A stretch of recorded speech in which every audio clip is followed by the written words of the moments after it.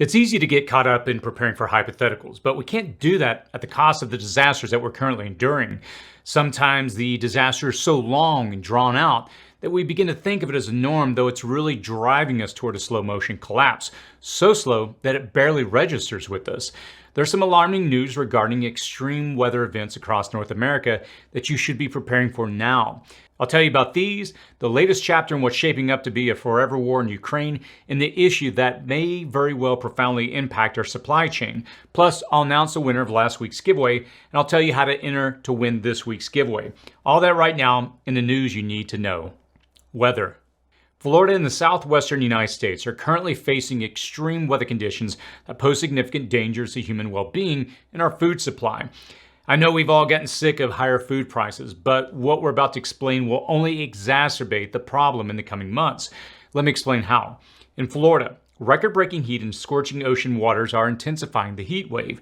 The ocean temperatures off the coast of Florida should be, an emphasis on should be, in the upper 80s, and that would be typical. But we're far from typical this year, this decade, or even this century regarding weather conditions. The waters are shocking. Check this out, 92 to 96 degrees. This is what's being recorded right now. And the summer's only just begun. The temperatures are so high that they're off the scale on the color contours on some weather maps. They don't even have colors for these temperatures. Now let that sink in for a moment. And this is not some apocalyptic prediction by the scientific community, but it's actually happening right now. These high ocean temperatures influence the temperatures on land. The humidity is significantly higher, making temperatures harder to cool at night. And this matters especially for landlocked farmers in the Sunshine State, as plants benefit from a temperature drop at night. What's called the diurnal temperature variation is a dropping off of the nighttime temperature. Cooler nighttime temperatures benefit plants by regulating their respiration, photosynthesis, and water management processes. And nighttime cooling allows plants to conserve energy, maintain optimal photosynthetic activity, and reduce water loss through transpiration. Okay, so why should I be concerned about this? Florida is a major agriculture producer in the United States, contributing many diverse crops, including citrus fruits, tomatoes, vegetables, strawberries, blueberries, and watermelons. And some of the plant species require duration of cool temperatures at night for flowering and fruit set, a process known as vernalization. And these plants suffer like humans who can't get cool when the process is impeded. Crops and orchards need this drop in nightly temperatures to flourish. And as a result, we can expect higher food prices in the coming months. Additionally, hurricane forecasters have also upped their predictions for the season based on these ocean temperatures that we're again now observing. High temperatures can cause a storm to maintain a high intensity right up to landfall, even picking up strength and moisture before slamming into the coast. Keep this in mind that Florida is just one piece of the world. This weekend we'll be releasing a video detailing unprecedented temperatures happening right now in the North Atlantic. At the moment, about 40% of the world's oceans are facing a marine heat wave, shattering records that have never been seen or recorded. Farmers Insurance just announced that they're now pulling out of Florida, and you can probably guess why. The blistering heat dome affecting the southwestern United States has led to heat advisories and warnings for over 50 million Americans. Now, this region risks breaking temperature records, straining the energy grid, increasing wildfire threats, and raising the risk of heat-related illnesses. Let's take a look at Phoenix, Arizona. In particular, they face extreme temperatures, possibly reaching 120 degrees Fahrenheit. Now, this prolonged heat wave should serve as a wake-up call for urgent preparedness, as electrical grid failures have increased, and a multi-day blackout during a heat wave could lead to a significant number of hospitalizations due to the human's body vulnerability to extreme heat without electrically powered cooling systems. One recent study concluded that a multi-day blackout coinciding with the heat wave in Phoenix could send half the residents to hospitals. It's just bizarre to say that out loud.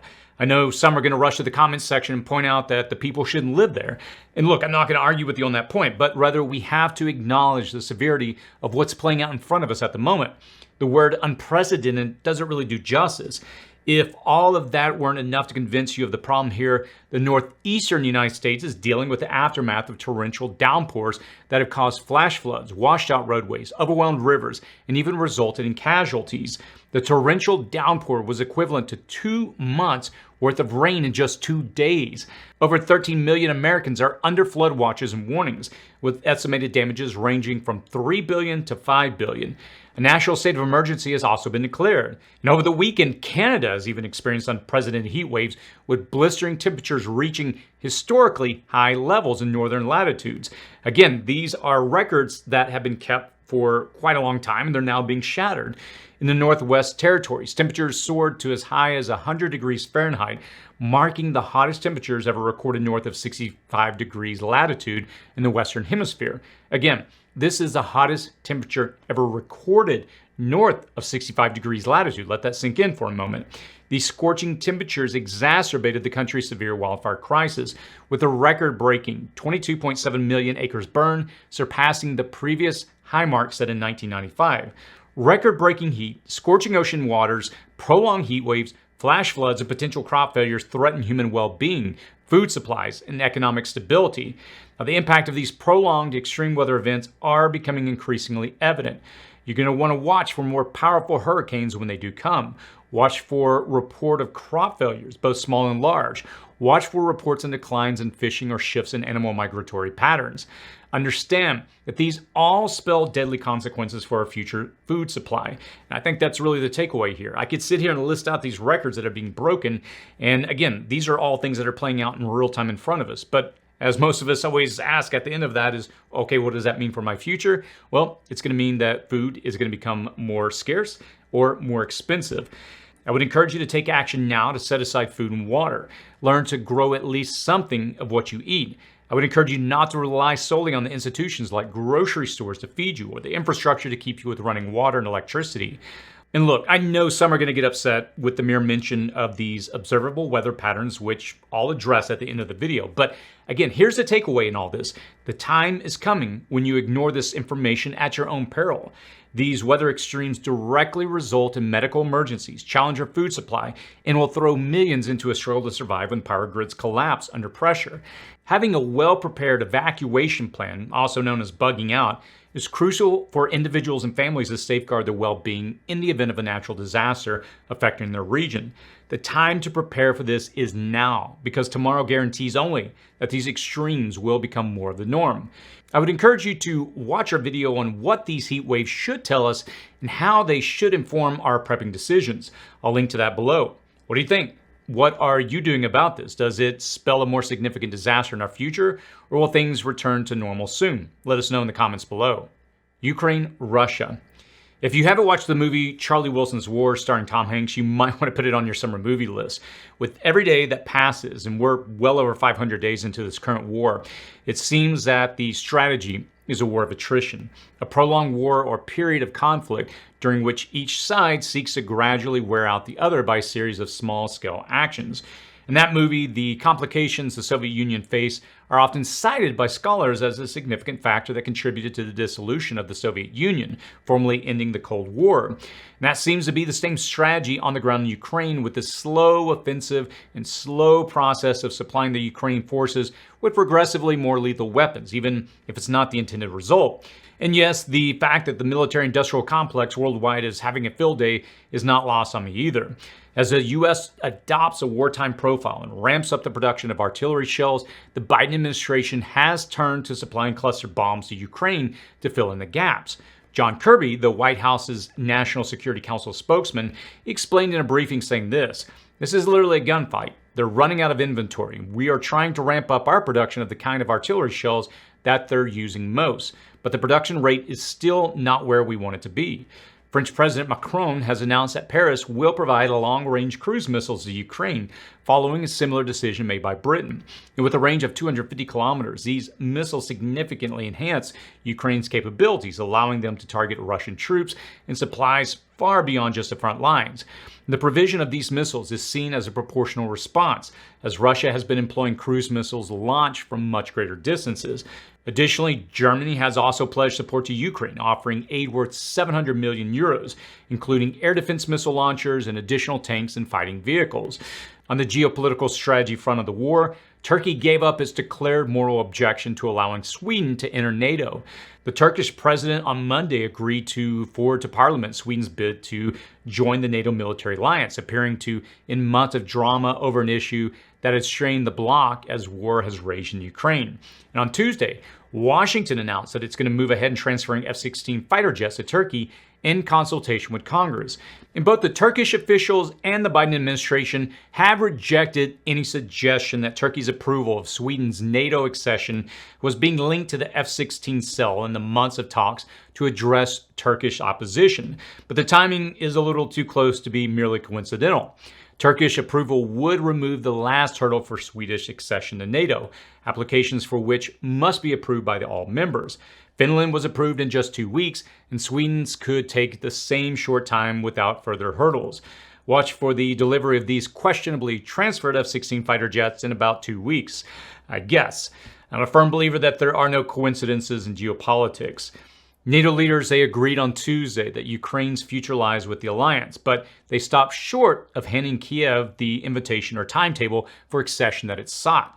Ukraine's admission into the group would present difficulties while combat operations continue with Russia, but NATO is clearly posturing to be able to admit Ukraine and immediately invoke Article 5 should Russia escalate to the conflict to extraordinary heights. Article 5 provides that if a NATO ally is a victim of an armed attack, every other member of the alliance will consider this act of violence as an armed attack against all members and will take the actions it deems necessary to assist the ally attack. The world isn't there yet, and I wouldn't expect Ukraine to be admitted into NATO until this conflict is resolved and our borders are secure. Finally, current reporting about the recent rebellion led by the Wagner Group in Russia indicates a contingent of military vehicles diverted towards a Russian army base housing nuclear weapons, while the central column headed towards Moscow. Although it remains unconfirmed that the Wagner fighters reached the base, Ukraine's head of military intelligence claimed that they did and intended to acquire small Soviet-era nuclear devices to escalate the mutiny. The rebellion did end swiftly after the Belarusian president Lukashenko brokered a deal. And since then, Prigozhin, the Wagner Group leader, has allegedly met in Moscow with Vladimir Putin. According to a Kremlin spokesman, the president gave an assessment of the company's actions on the front. He also gave an assessment to the 24 June events. Putin listened to the commander's explanations and suggested variations of their future employment and their future use in combat. If this is at all to be believed, and it's really hard with most of the information coming out being mostly just propaganda, we can expect that the Wagner Group, Putin, and Russia will all carry on like nothing has occurred. The current whereabouts of the Wagner leader, they remain unclear. However, according to flight tracking data, one of Prigozhin's private jets has made multiple trips between Belarus and Russia in the days after the rebellion. Now, the Ukraine-Russia war will very likely drag on through the summer and fall at least, and that's going to continue to strain economies and food supplies worldwide, which is why we watch it so closely.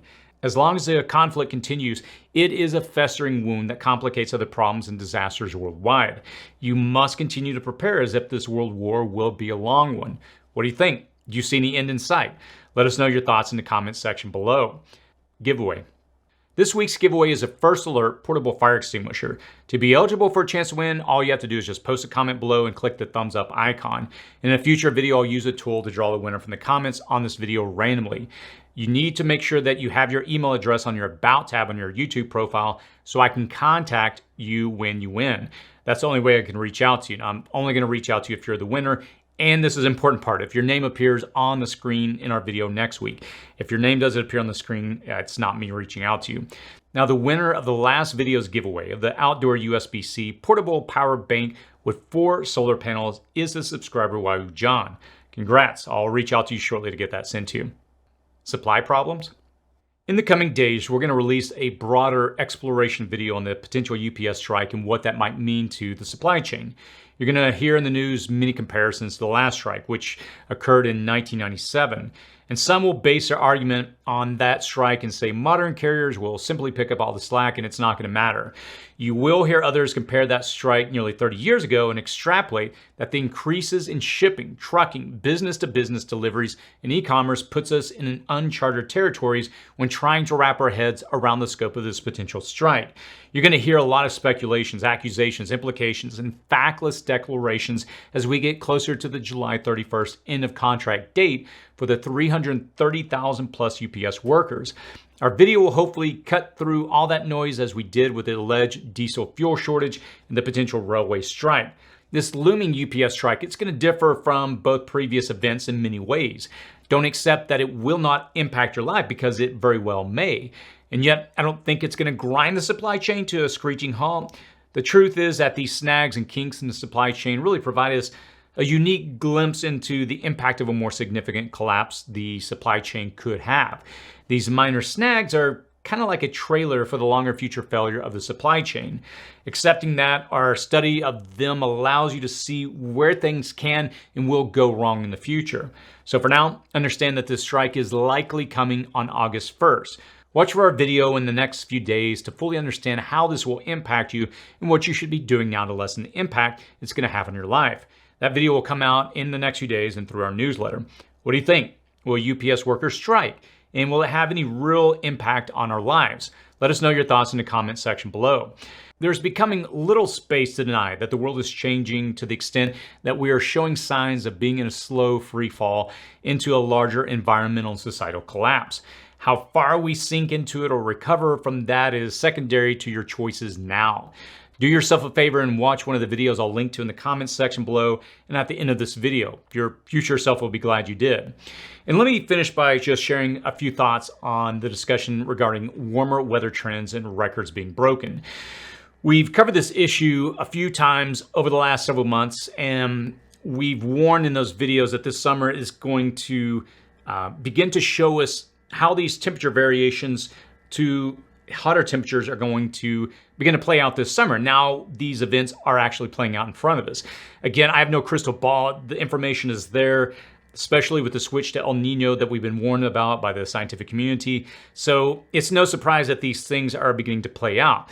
But here's the thing. When I do bring this up, I know that for some, and I've been getting comments and emails sent to me, and I'm not, so far, they've been amicable, but, I know a few people have been kind of hot at me. They see this as a push for a political agenda. They conflate the two, the information that we can observe and politics. I think it's obvious why people see it that way, because a lot of the sources where you get information will either support it or, put it down as something that's just, a political stunt. And so my encouragement to you is find a way to separate those two things out. If you can look at this information and remove the lens, and we all do. We all have lens that we look through. This is called a worldview. I can put on a rose-tinted pair of glasses and I'm going to see the world as that color. If I put, glasses on with a lens that have a blue tint, I'm going to see the world in that frame. It's funny that I just mentioned red and blue with no, was it trying to point out a Democrat versus Republican, but I think that's an appropriate, example. And so my encouragement is to take that lens off and try to observe this data from just a perspective of what we can observe. This information, the trend, the direction that these data points are moving are pretty clear and they're undeniable. If you separate out the political and what unfortunately falls into, for many, the emotional aspect, I think you can clearly see where this is going. And the point I'm trying to make here is this, is that these things are playing out and they are going to have a profound, and they already are having a profound impact on our lives through the economy, through our food supply.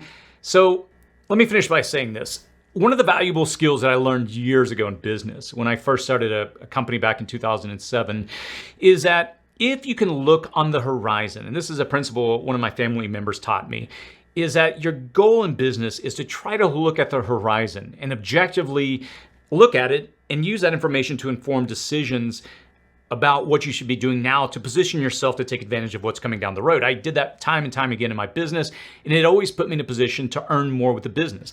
And I take that same approach as a prepper. I look at what we can observe, and I'm trying to make unbiased, objective decisions on that now.